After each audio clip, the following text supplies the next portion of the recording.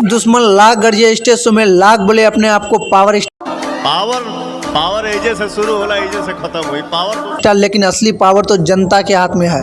दोस्तों खास करके खेसारी लाल यादव और उनके फैंस के लिए बहुत ही खुशी की बात है कि खेसारी लाल यादव का फरिश्ता मूवी यूपी, बिहार और झारखंड में लग चुका है और इस मूवी को बहुत ज्यादा पसंद भी किया जा रहा है।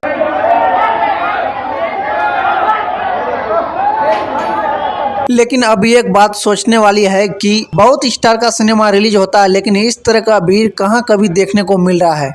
जेंट्स तो जेंट्स, साथ में लेडीज भी दीवाना है खेसारी लाल यादव का और हॉल में लोग जगह के लिए दौड़ रहे हैं।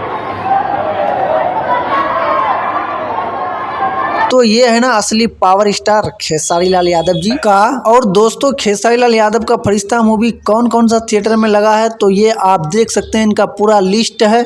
सो दोस्तों जाइए आप लोग और भरपूर प्यार दीजिए, और अगर यूट्यूब चैनल को सब्सक्राइब नहीं किए हैं तो चैनल एक्सपोज बिहार को सब्सक्राइब कर लीजिए और फेसबुक पेज पप्पू कुमार यादव को फॉलो कर लीजिए, क्योंकि इसमें भोजपुरी से जुड़ा हुआ हर खबर दिखाया जाता है।